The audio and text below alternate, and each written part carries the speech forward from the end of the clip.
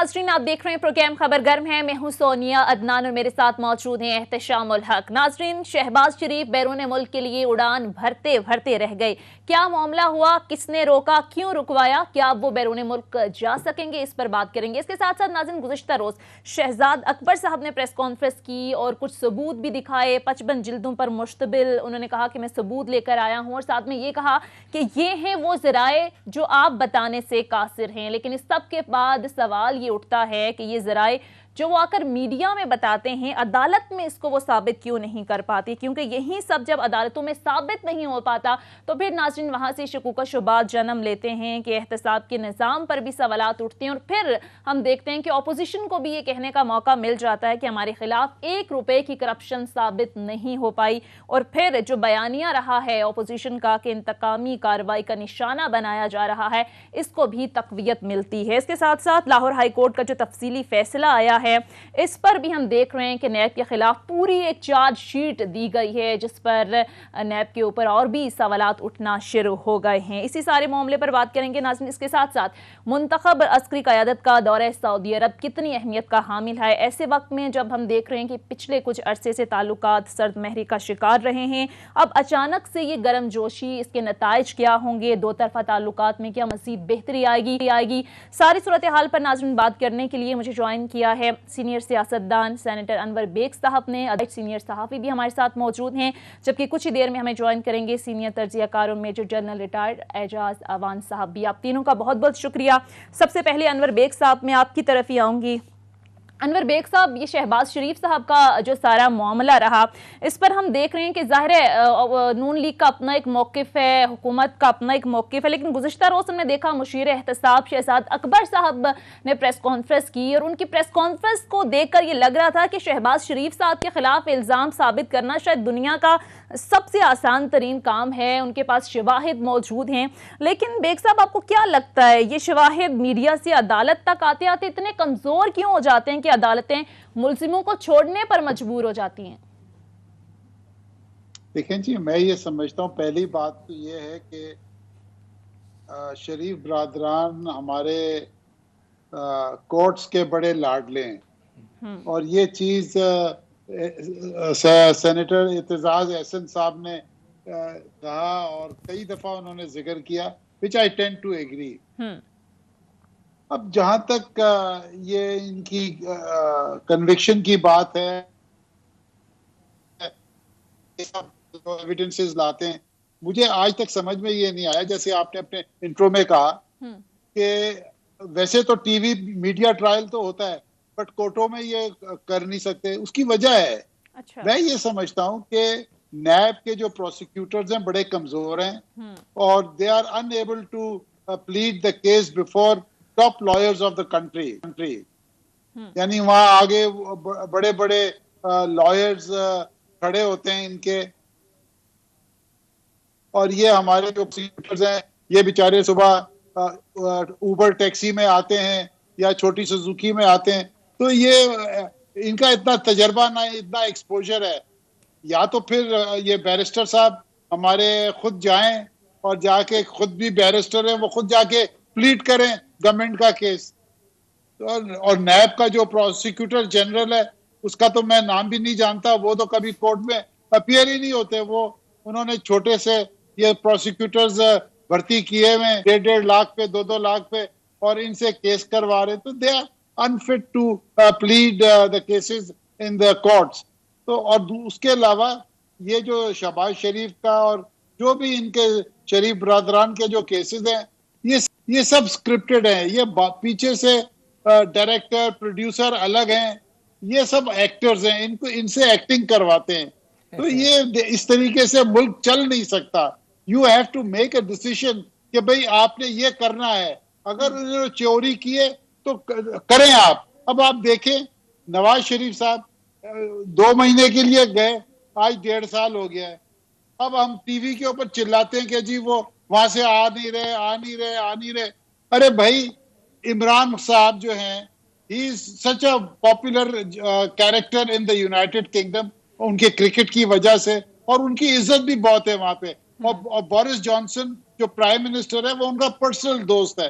अरे भाई, 2 दिन के लिए आप चले जाएं, आप जाके उनसे रिक्वेस्ट करें कि भाई ये चोर लफंगों को हमें दें जो चोरी करके आए, आपने इनको पनाहगाह में क्यों बिठा के रखा हुआ है यहाँ पे? यानी वो जाते नहीं है, फिर प्रेस कॉन्फ्रेंस करें, हाउस ऑफ कॉमन्स में मेंबर ऑफ पार्लियामेंट को मिले।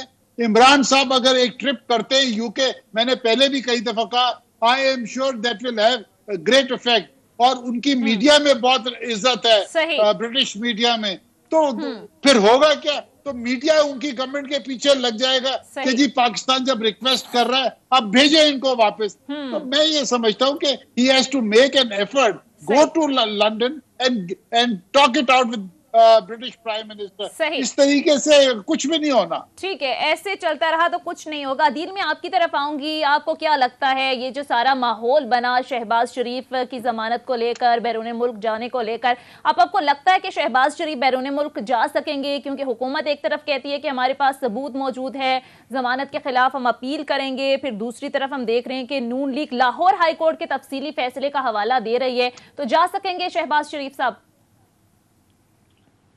देखिए, ये तो अब पाकिस्तान तहरीक इंसाफ की हुकूमत का इम्तिहान शुरू हो गया है कि शहबाज शरीफ भी अगर बैरून मुल्क चले जाते हैं तो जो एहतसाब का नारा और जो एहतसाब एहतसाब एहतसाब जो हमें गुज़िश्ता 2.5 साल से सुनाया जा रहा है, उसके बाद मैं समझता हूँ कि पाकिस्तान तहरीक इंसाफ को ऑफिशियली ये अनाउंस कर देना चाहिए उसकी हुकूमत को कि बस ये मामला खत्म हो गया। मतलब एक शख्स के ऊपर आमदन से जायद असासों का एक केस है।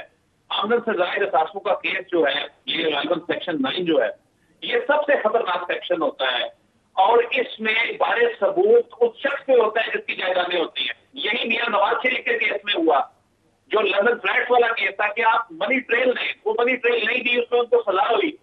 उसमें इस्लामाबाद हाई कोर्ट उनको उस केस में जमानत देती है और जमानत में वो कुछ लिखा जाता है कि उस पर फिर सुप्रीम कोर्ट को ये वाजे करना पड़ता है कि जमानत के केसेस में आप मेरिट पे इस तरह बात नहीं कर सकते। उसके बाद फिर लाहौर हाई कोर्ट का उनके भाई से मुतालिक फैसला आता है इसमें, और ये वही भाई जो अदील, इसमें माजर के साथ एक चीज़ क्लियर कीजिएगा, क्योंकि माशाल्लाह आप सुप्रीम कोर्ट को और इन इशूज़ को बड़ी इसी तरह कवर करते हैं, सब चैनल आपको बुलाते भी हैं। अभी जो बहुत ज़्यादा क्रिटिसिज्म हो रहा है, जो अपोजिशन बात कर रही है और न्याजी नैब गठजोड़ की बात वो कर रहे हैं, वो कहते हैं कि नहीं ये नैब का केस है, तो फवाद चौधरी साहब और शहजाद अकबर साहब ये क्यों कहते हैं कि हम अपील करेंगे सुप्रीम कोर्ट में? उन्होंने कहा जी ये काम जो है नैब का, नैब वाले क्यों नहीं जाते, आप क्यों जा रहे हैं वहाँ पे? तो ये बताएं कि किसका काम है सुप्रीम कोर्ट में जाने का? देखिए, इसमें तो कोई शक नहीं है कि ये नैब की डोमेन है, नैब एक इंडिपेंडेंट इदारा है, लेकिन मौजूदा हुकूमत जो है वो एहतसाब के हवाले से, चाहे वो मामला नैब में चल रहे हैं, चाहे वो कोई और इदारा इनको टेकअप कर रहा है, अब उसमें हुकूमत इसको अनअटेंडेड तो छोड़ना नहीं चाहती। उसकी रीजन ये है कि देखिए, नैब ने मूव करने की समरी ईसीएल के हवाले से आज तक वो नहीं की, नाम इनका ब्लैक लिस्ट में है। तो अगर ये नैब नियाजी गठजोड़ नहीं है, या नैब का अगर कहीं और गठजोड़ हो जाता है या किसी और इदारे का होता है, तो उसमें हुकूमत आंखें बंद करके तो बैठ नहीं सकती। उसमें जो यानी इसमें हो क्या है, आप ये देखें कि हाई प्रोफाइल केसेस जो पिछले दोनों सुप्रीम कोर्ट में एक हाई प्रोफाइल केस चल रहा था, उसके बाद आप जितने केस ये अदालतों में चल रहे हैं, उसमें कोई शख्स मनी ट्रेल देने को तैयार नहीं है। अच्छा चले, जाके साबित करें। ठीक है अदील, इसमें 3 चीज़ें जो मुझे समझ आती हैं, जो मेरा नुक्ता नज़र है, और मैं चाहूँगा आप भी बात करें और फिर बेग साहब से भी इस बात पे पूछेंगे। बेग साहब, आप देख लें सारे सिनेरियो में लोग इसको इस तरह देख रहे हैं कि शायद खकान अब्बासी साहब, आपको याद है 2-2.5 महीना 3 महीना पहले वो गए थे अमेरिका। उनकी कहा जाता है कि जी बहन और बेनोई साहब को कोविड हो गया था, तो उस हवाले से जाना चाहते थे। ECL पे उनका नाम था, हुकूमत ने बिल्कुल चुप करके, काबीना ने उनकी मंजूरी दे दी, वो चले गए। अभी दूसरा इसका पहलू देखें कि राना सनाउल्लाह साहब कहते हैं कि मैं चैलेंज करता हूँ बैरिस्टर शहजाद को और क्या कहते हैं फवाद चौधरी को, चैलेंज करता हूँ कि शहबाज शरीफ साहब लंदन चले जाएंगे। अभी देखिए इसके पीछे क्या है। तीसरी बात इंपॉर्टेंट इस हवाले से जो सब क्वार्टर में बात हो रही है, जो समझ आ रही है वो ये है कि जी क्या वजह है कि जी मज़ामत की सियासत करने वाला जो है ना वो तो बाहर बैठ गया, मफामत की सियासत करने वाला जो है ना वो इतने अरसा जेल में रहने के बाद आया, बेटा भी 20 माह के बाद आया। लोग कहते हैं, सवाल मेरा ये, लोग कहते हैं कि जी इमरान खान साहब के लिए जो चैलेंज उनको बड़ा लग रहा है, वो कहते हैं कि मफामत के लिए कोई दूसरा ऑप्शन जो है ना वो मेरे सामने नहीं होना चाहिए। उनको लगता है कि कहीं शहबाज शरीफ साहब को अपनी गेम बना लेंगे और मेरी छुट्टी हो जाएगी। कुछ लोग कहते हैं कि जी, अभी भी कहने वाले लोग कहते हैं कि नंबर 1 का ऑप्शन शहबाज साहब के लिए है अभी भी। तो बेग साहब आप ही इस पर कमेंट करें, फिर अदील से पूछते हैं। शाम भाई, प्रॉब्लम ये है कि अगर प्राइम मिनिस्टर इमरान खान की गवर्नमेंट ने यहाँ पे डिलीवर किया होता तो हमारी इस्टेब्लिशमेंट कहीं आगे पीछे नहीं देखती। ये डिलीवर नहीं कर पा रहे और इनको 3 साल का तकरीबन टाइम मिल चुका है। जब ये डिलीवर नहीं कर पा रहे, आई मीन देखे ना, to run the government and to run the arm forces आपको टैक्सेस चाहिए, इलेक्शन चाहिए, कैसे चाहिए। जब आप यानी आज जब भी कोई आपने अगर यहाँ पे बाथरूम भी बनाने होते हैं ना, पब्लिक टॉयलेट्स, आप वर्ल्ड बैंक से $300 मिलियन का लोन ले लेते हैं। हर चीज पे आप लोन लेते हैं, आपके पास अपने तो रिसोर्सेज है ही नहीं। तो मैं ये समझता हूं कि अगर इमरान साहब ने इस मुल्क को सही चलाया होता, गवर्नेंस सही की होती, इकोनॉमी सही पाथ पे होती और पता चलता रिकवरी हो रही, ये कोई इंटरफेरेंस नहीं हो रही होती, तो मैं ये समझता हूं कि कसूर इनका है और इंटरफेरेंस है। ये सब स्क्रिप्टेड चीज है। आप ये कह रहे हैं। अच्छा, इसमें अदील आप ये बताइएगा कि जो लोग ये बात कर रहे हैं कि जी एक दिन में, फवाद चौधरी साहब की बहरहाल इस बात में तो वजन है कि एक दिन में ही प्रोसेस लाहौर हाई कोर्ट में कैसे हो गया। शहबाज साहब प्रेसिडेंट टिकट लेके जाते हैं और कहते हैं जी मैंने कल जाना है, मुझे दी जाए, और वो कहा जाता है जी जल्दी से नोटिस किया गया। दावा वो करते हैं 2 डिप्टी डायरेक्टर खवातीन वहाँ पे मौजूद थी, नैब की और FIA की, जिनके सामने बात हुई। तो आपको क्या लगता है कि प्रोसीजर इतनी तेज़ी के साथ कब्जी है? पंचायत में भी फवाद चौधरी साहब कहते हैं इतनी जल्दी फैसला नहीं होता, हुआ क्या असल में? देखें, ये अब तो इवन जो एम्बेसी में, यूरोप की एम्बेसी में वीजा अप्लाई करें ना, तो शेंजन की एक पॉलिसी है कि टिकट ना कराएं, एक ना आरजी वो आइटिनरी लेकर आएं, क्योंकि जो डिसीजन से पहले टिकट करा लेना ये कोई अकलमंदी की बात नहीं है। वो बाकायदा ताकीद करती है। यहाँ ये आलम है कि अदालत का फैसला ये लेने जा रहे हैं और टिकट करवा के जा रहे हैं, तो बोर्डिंग पास लेके जा रहे हैं कि जी हम जा रहे हैं, यानी ये इजाजत कम और बता ज्यादा रहे थे, और उसमें एक फैसला आता है। और ये फिर ये वो लोग हैं जो अपने साथ हर वक्त कानूनी टीमें लेकर फिरते हैं, और ये सीधे FIA के दफ्तर पहुंच जाते हैं। FIA ये कहती है ये हमारा डोमेन ही नहीं है, हम रेगुलेट नहीं करते ब्लैक लिस्ट को। ब्लैक लिस्ट को directorate of immigration and passport regulate करता है, 2006 के रूल्स हैं उस हवाले से। ये वहां जाकर दबाव डालते हैं, लोगों का इकट्ठ कर देते हैं जी ये नाम निकालें, और उसके बाद फिर इनका तो बस नहीं चल रहा, ये छुट्टियों में दफ्तर खुलवा लें, क्योंकि अदालत। दूसरा दिन वो कहते हैं ब्लैक लिस्ट में नाम नहीं था, वो पर्सनल आइडेंटिफिकेशन लिस्ट है। वो कौन सी लिस्ट होती है जो 1 महीने के लिए होती है फिर खत्म हो जाती है, नाम जिसपे होता है? देखें, ये तो ब्लैक लिस्ट को भी मुतनाज़ा बना रहे थे ना, कि ब्लैक लिस्ट नामी भी कोई चीज कानून में कोई नहीं होती। हालांकि वो 2006 के जो रूल्स हैं उनके तहत होती है, और ये बाकायदा नाम उस लिस्ट में मौजूद था। और ये एक तो दरवाजा गलत खटखटा रहे थे, और ऊपर से जिस अंदाज में ये फैसला लेकर पहुंच गए, हाई प्रोफाइल केसेस में तो खास तौर पे ऐसा नहीं होता, और आम केसेस में ऐसा नहीं होता। ये तो फिर एक हाई तो अदील, आपको क्या लगता है कि शहबाज शरीफ को मिलने वाला ये जो रिलीफ है, आपको लगता है कहीं ना कहीं किसी मुफाहमती अमल का भी हिस्सा है? देखें, कहीं ना कुछ तो चल रहा है ना जी। मतलब देखें ना कि सही कह रहे हैं, स्क्रिप्टेड है सारा मामला। कहीं ना कुछ तो चल रहा है, ये मामला इतना सीधा तो नहीं है। और इस मामले पे इमरान खान इस पेज पर नहीं है, इमरान खान इस पे रेजिस्ट कर रहे हैं, इमरान खान इस पे रिएक्ट कर रहे हैं, इमरान खान इसमें आखिरी हरबा इस्तेमाल करेंगे इसको कानूनी फोरम में चैलेंज करने के हवाले से। उसकी वजह है उनका सारा बयानिया दम तोड़ जाएगा।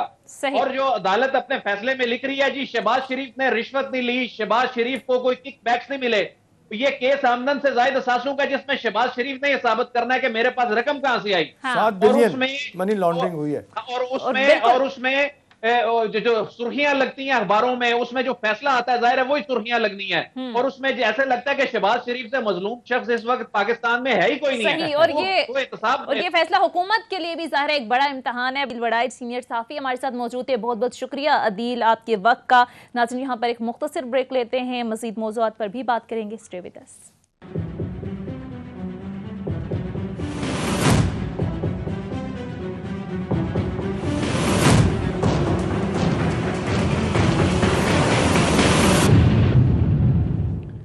ब्रेक के बाद खुशामदीद प्रोग्राम में मुझे ज्वाइन कर चुके हैं मेजर जनरल रिटायर्ड एजाज आवान साहब। बहुत बहुत शुक्रिया सर आपके वक्त का। एजाज आवान साहब, आप किस तरह से देखते हैं शहबाज शरीफ के हवाले से जो लाहौर हाई कोर्ट का तफसीली फैसला आया है? जाहिर है ये एक ऐसा केस था जिसमें हुकूमत को जरा भी शक नहीं था कि शहबाज शरीफ बच भी सकते हैं। रोजाना जिस तरह की प्रेस कॉन्फ्रेंसेस हो रही थी कि हमारे पास नाकाबिले तरदीद सबूत हैं, शहबाज शरीफ बच नहीं सकेंगे, कहाँ है वो सारे सबूत? और कल भी हमने देखा कि शहजाद अकबर साहब प्रेस कॉन्फ्रेंस करके बता रहे थे कि ये हैं वो जराए, ये हैं वो सबूत। आखिर क्या वजह है कि मीडिया में तो वो सबूत और जराए बताए जाते हैं लेकिन अदालत में उसको साबित करना मुश्किल हो जाता है?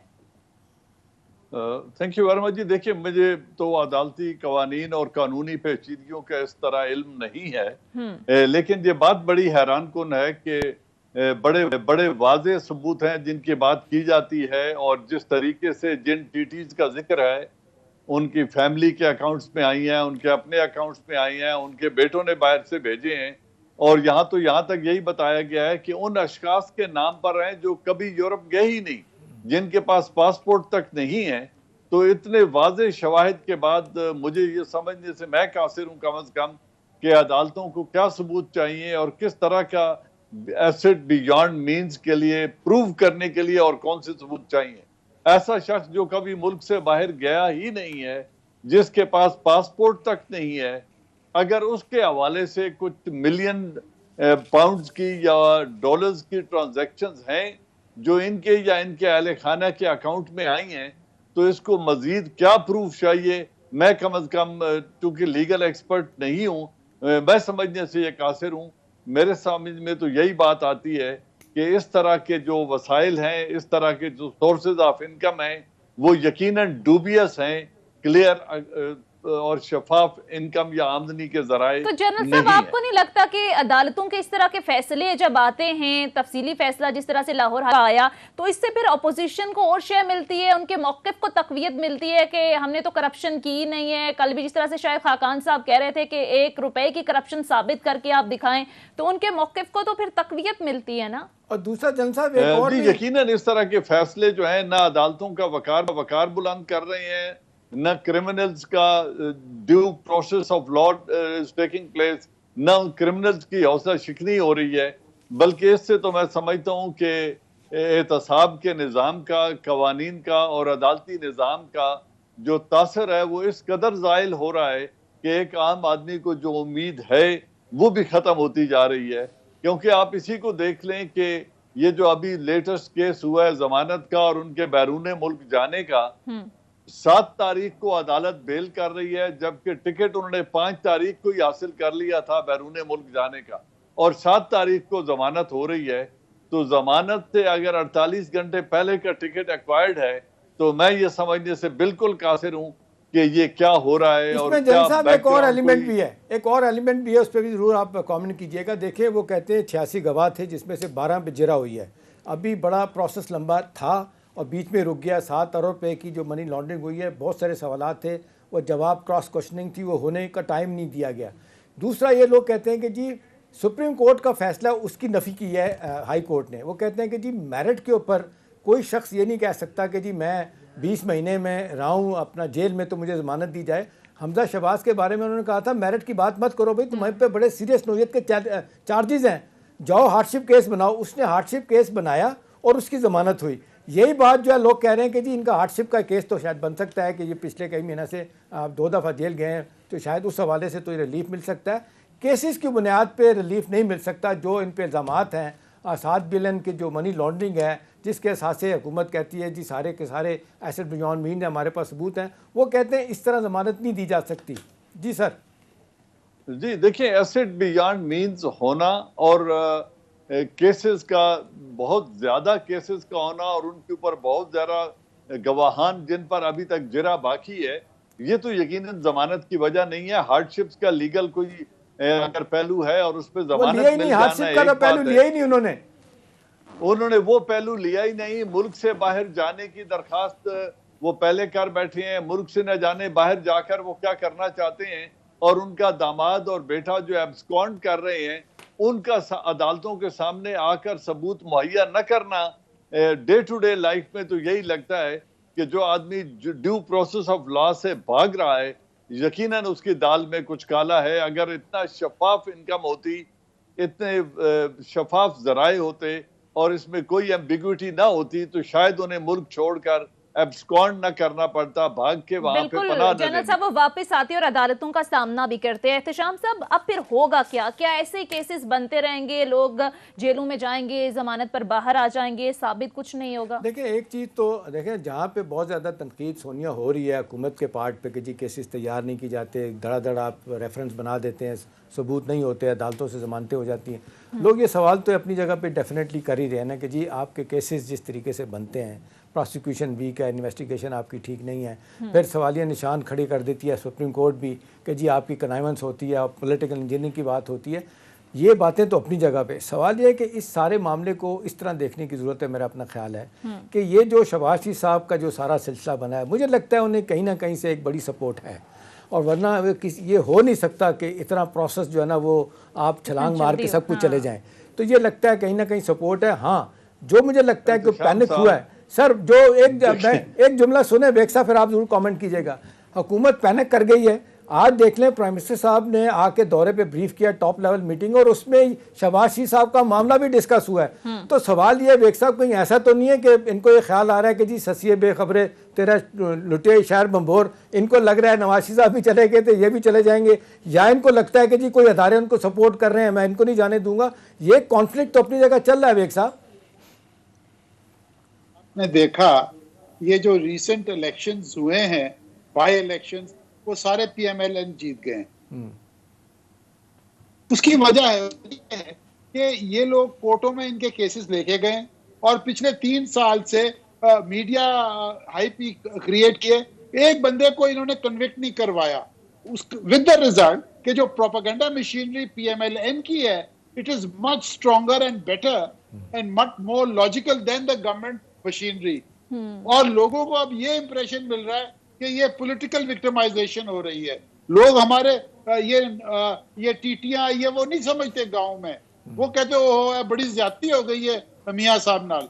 अब जब वोटिंग की बात आती है, वोट उनको पड़ रहा है। तो I think there is something seriously wrong in the government strategy. Plus NAB is very weak. जैसे मैंने आपको कहा, prosecutors they don't have any knowledge of white collar crime. उनमें तजर्बा ही नहीं है। I mean, if you go to the courts and see the NAB prosecutors, आप कहेंगे कि ये लोग कन्विक्ट करेंगे ये शरीफ बरादरान को, और सामने यानी मुल्क का सबसे बड़ा वकील खड़ा हुआ है। तो मैं ये समझता हूँ इनकी स्ट्रैटेजी गलत है और इनको पूरा रिवैम्प करना चाहिए। इनके पास टाइम बहुत कम है, 2 साल का, और मैं ये समझता हूँ अगर इस तरीके से हालात रहे पीटीआई के, पीटीआई विल बी एकदम वो क्या कहते हैं, जैसे इमरान साहब कहते थे, सुनामी आ जाएगी पीटीआई के ऊपर। तो मैं ये समझता हूँ he has to think very seriously now in the rest of the 2 years। तो बेग साहब, इस पर हुकूमत ये कहती है कि जमानत का मतलब ये नहीं है कि केस खत्म हो गए हैं। वो कहते हैं कोई एक केस बताएं जिससे ये लोग बाइज्जत बरी होकर निकले हों। ये भी तो उनका आगे से स्टांस है ना, वजन है, आप समझते हैं? देखें वो मैं अब दोबारा ये कहूंगा कि शरीफ बरादरान जो हैं हमारे कोर्ट्स के बड़े लाडले हैं। अब इससे ज्यादा मैं बोलना नहीं चाहता, कहीं मुझे भी नोटिस ना आ जाए। तो what I am trying to say is this, you have to understand within the lines. और फिर जैसे मैंने आपको एक कमेंट ये भी किया था कि ये सारा स्क्रिप्टेड है, ये ऐसे नहीं होता कि एक दिन के अंदर जेल, एक दिन बाहर, एक दिन जहाज पे और एयरपोर्ट पहुंच जाएं और चढ़ के भागे हम। तो वो तो एक ठीक है, आप कह रहे हैं मामला इतना सीधा नहीं है। चले बेग साहब इसी पॉइंट पर एक मिनट जी प्लीज।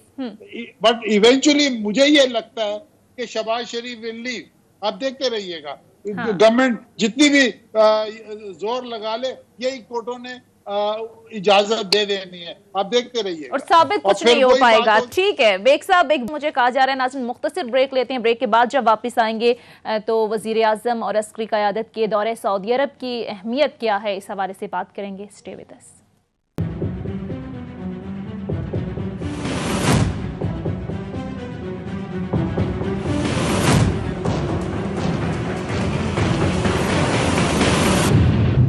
ब्रेक के के बाद खुशामदीद। एहतशाम साहब, कैसे देखते हैं वज़ीर आज़म इमरान खान और अस्करी क़यादत के दौरे सऊदी अरब को, कितनी अहमियत का हामिल है? और पिछले कुछ अरसे से जो ताल्लुकात सर्द महरी का शिकार थी, आपको लगता है कि अब ताल्लुकात में मज़ीद बेहतरी आएगी?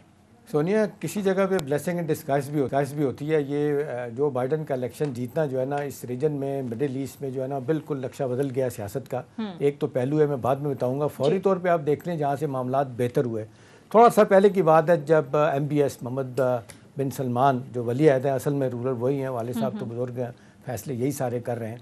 इन्होंने टेलीफोन किया था इमरान खान साहब को और वहाँ से मामलात आगे की तरफ गए थे। फिर कहा जाता है कि जी फिर दोनों मालिक के जो कुछ लोग हैं उन्होंने बिहाइंड द सीन भी बात की थी, फिर आगे मामलात को ले जाया गया। देखें, असल सूरत हाल सोनिया जो बनी है ना, वो यूँ समझ लें कि जो बाइडन के आने के बाद जो मिडिल ईस्ट का नक्शा इजराइल और ट्रंप बनाना चाहते थे, उसमें बिल्कुल तब्दीली आ गई। उसमें माजरत के साथ सऊदी अरब एक बहुत बड़ा प्लेयर के तौर पे सामने आ रहा था। अभी सूरत हाल जिस तरीके से बदली है, जो बाइडन साहब ने बड़ा वाज़ेह तौर पे उनको कह दिया है कि जी यमन के मामले पे हम आपकी सपोर्ट ज़्यादा देर तक नहीं कर सकते, सऊदी अरब को कह दिया है। फिर ईरान के मामले में आप देख लें, उन्होंने हाथ बढ़ाया दोस्ती का, वो न्यूक्लियर डील वापस करने जा रहे हैं, दोबारा से रिवाइव होने जा रही है। तो लिहाजा जो चाह रहे थे सऊदी अरब वाले के ईरान को के ख़िलाफ़ सारी दुनिया को इकट्ठा करेंगे, वो नहीं हो रही। अब प्रोसेस में ये हुआ कि सऊदी अरब को एहसास हुआ है पहली मरतबा ये 1 साल के बाद के भी असल दोस्त जो है उनकी तरफ जाना चाहिए। तो वो असल दोस्त पाकिस्तान की तरफ है। यही है कि हमारे बयान जिस तरीके से आए कि सऊदी अरब के अंदर जो कुछ भी होगा सऊदी अरब की भरपूर सपोर्ट की जाएगी। फिर जिस तरीके से कोऑपरेशन की बात हुई ना, इकोनॉमिक, पॉलिटिकल, डिफेंस, वो बड़ा अहम है। $3 बिलियन उन्होंने दिया था, 2 वापस ले ली थे, 1 वापस रखा हुआ है। अभी जिस तरीके से उन्होंने $20 बिलियन की इन्वेस्टमेंट का ऐलान किया हुआ था हमारे पोर्ट्स एंड शिपिंग में, गवादर में और रिफाइनरी बनाने में, उसकी तरफ जाएंगे। फिर एक कोऑर्डिनेशन काउंसिल हाई लेवल बन गई है, सुप्रीम कोऑर्डिनेशन काउंसिल, उसमें भी मामला जाएंगे। तो 2 तरफा तौर पे भी सीरत होगी। एक चीज़ जो बेग साहब के हवाले से बड़ी अहम है, जो कहा गया है कि बेग साहब के वो 1 करोड़ नई नौकरियां जो है ना वो सऊदी अरब में देने जा रहे हैं। इसमें कहा है कि जी जो खबरें आई हैं कि जी पाकिस्तान से एक मैन पावर को ज़्यादातर लिया जाएगा, एक चीज़। दूसरी चीज़ जो हमारे लिए सोनिया जो अच्छी साबित हुई है, हमारे लिए बड़ा मुश्किल हो रहा था कि सऊदी अरब ईरान के ताल्लुकात को हम कैसे बैलेंस करें। हमने कोशिश की, प्राइम मिनिस्टर ने कई दफ़ा कहा जी मैं मीडिएशन करवाता हूँ, लेकिन बात नहीं बनी। हमारे लिए बड़ा मुश्किल है अब, क्योंकि आप देख लें बैक चैनल डिप्लोमेसी वहाँ पे भी काम की सऊदी अरब के और ईरान के लोगों ने इराक में जाके मुलाकातें की, वहाँ से सूरत हाल बेहतर हुई। आज वो कह रहे हैं, MBS कह रहे हैं कि मैं ईरान के साथ बहुत अच्छे ताल्लुकात करना चाहता हूँ। तो हमारे लिए बड़ी आसानी पैदा होगी। हमारे लिए मुश्किल था कि हम क्या करें। तो ताल्लुकात ईरान सऊदी अरब के बेहतर होते हैं तो हमारे लिए भी अच्छा है। लॉन्ग टर्म में एक और चीज़ बता दूँ, सऊदी अरब ने एक दफ़ा फिर पहली दफ़ा एक साल के बाद पाकिस्तान की मौक़िफ़ की हमायत की है कश्मीर के ऊपर, और फिर उन्होंने कहा जी हम इस हवाले से आपके दरमियान, उनके फॉरेन मिनिस्टर का बयान भी है, अगर किसी तरह की मेडिएशन हो सकती है हम इसके लिए भी तैयार हैं। सही। जनरल साहब, आप कैसे देखते हैं, कितनी अहमियत का हामिल है, क्या नताइज होंगे इस दौरे के? जैसे अभी एहतशाम साहब ने भी बात की कि कश्मीर के ऊपर मौक़िफ़ की हिमायत भी की गई है, क्या ये दौरा मेज़बान की ज़ाती ज़रूरत है, हमारा फ़ायदा इसमें ज़्यादा होगा या फिर अमरीकी मुतालबा था, कैसे देखते हैं आप? सोनिया, मुझे पहले वाली बात पे जरा एक कमेंट करने दें। पहली बात यह है कि मैं 100% एंडोर्स करता हूं जो सेनेटर अनवर बेग साहब ने बात की है, और दूसरा जो एहतशाम भाई ने बात कही कि शायद कुछ कुव्वतें और कुछ अदारे ऐसे हैं जो शहबाज शरीफ को फैसिलिटेट कर रहे हैं। तो मैं कहना चाहता हूं कि खुदा के लिए इस मुल्क की हालत पे रहम करें, कम अज कम मुजरमों का एहतसाब अदालतों से होने दें, ये बैकडोर डीलिंग खत्म करें, और कम अज कम इस मुल्क को एक स्ट्रेट पाथ पर चलने का एक मौका दें। अगर कुछ ऐसी कुव्वतें हैं जो शहबाज शरीफ को फेवर कर रही हैं, तो मैं समझता हूं वो पाकिस्तान फ्रेंडली जेस्चर करें और अदालतों को इंसाफ करने दें। इन मुजरमों को या मुलजिमों को मुजरिम साबित होने तक का जो सफर है, ये कानून की रोशनी में तय करने दें, इसको सियासत का रंग ना दें।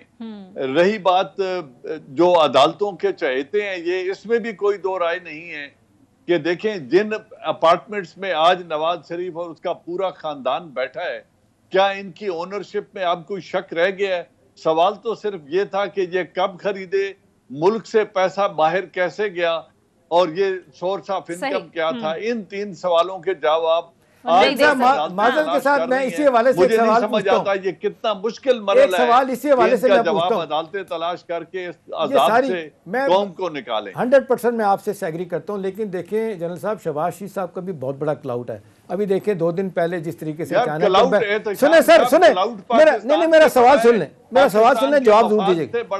नहीं, मैं सवाल करूं से बड़ा भी कोई क्लाउड होता है? ठीक है, अब वो आपकी बात सही है। देखें जिस तरीके से सऊदी एम्बेसडर से मिलके गए हैं, बरतानिया के सफीर से मिलके गए हैं, आज आप देख लें सऊदी अरब, टर्की और चाइना शहबाज शरीफ साहब की खुली हमायत करते हैं। चाइना के सफीर ने मुलाकात में उनको ये कहा कि जी आप बहुत अच्छे एडमिनिस्ट्रेटर हैं, आपने बड़े अच्छे डेवलपमेंट प्रोजेक्ट किए, सीपेक में बड़ी सपोर्ट की है उनकी। इन सफीरों को चाहिए ही पपेट, वो पपेट्स चाहिए इक्तदार में जो इन सफीरों के और इनके मुल्कों के मफाद को आगे बढ़ावा दे सकें। भले पाकिस्तान का मफाद किसी गहरे से गहरे खड्डे में गिर जाए, मैं समझता हूं जो सफीरों का चहेता होता है वो पाकिस्तान के मफाद में नहीं है। मुझे ऐसा लीडर चाहिए जो भले किसी सफीर का चहेता ना हो लेकिन पाकिस्तान के मफाद से मोहब्बत करता हूं। ठीक है, सही, ठीक है। तो बेग साहब मैं आपकी तरफ आऊंगी। सऊदी अरेबिया का विजिट, मुख्तसर बात यह है कि ये दोनों मुल्कों की जरूरत थी, ये दोनों मुल्कों के हक में बहुत अच्छा हुआ है कि हमारी और दोनों टॉप लीडरशिप ने ये रियलाइज किया है कि जिस नहज पर हम ताल्लुकात को ले गए थे वहां वापसी में दोनों मुल्कों की बेहतरी है। एक तो ये बहुत अच्छा है, दूसरी बात यह है कि एक दूसरे की सोवरेनिटी का एहतराम करते हुए आज कोई भी मुल्क हम पर यह दबाव नहीं डाल रहा या इस पोजीशन में नहीं है कि आप इजराइल को रिकॉग्नाइज करें या न करें, हम अपनी इंडिपेंडेंट पॉलिसी को परसू कर सकते हैं। फिर जो बेहतरी मिडल ईस्ट में आ रही है, जैसे एहतशाम साहब ने कहा, तुर्की सीरिया के साथ ताल्लुकात बेहतर करना चाहता है, सऊदी अरेबिया ईरान के साथ बेहतर करना चाहता है, यमन के पॉलिटिकल हल के लिए अगर जो जॉइंट कम्युनिके आया है उसमें यमन के पॉलिटिकल हल पे जोर दिया गया और इस पर एग्री किया गया है कि इसका सियासी हल तलाश करना चाहिए और पाकिस्तान में इमदाद की बजाय सऊदी अरेबिया इन्वेस्ट करना चाहता है बड़े प्रोजेक्ट में। तो मैं समझता हूं it's a good will and a good opening once again कि दोनों मुल्कों के ताल्लुकात।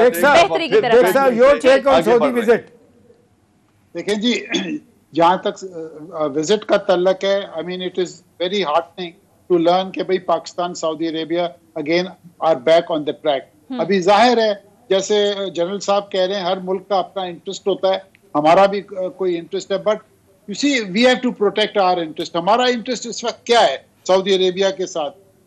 देखिए अपना प्राइम मिनिस्टर साहब 10 दफा कह चुके हैं जी सऊदी अरेबिया से 6.5 बिलियन डॉलर साल का आता है, यूएई से 3.5 बिलियन आता है।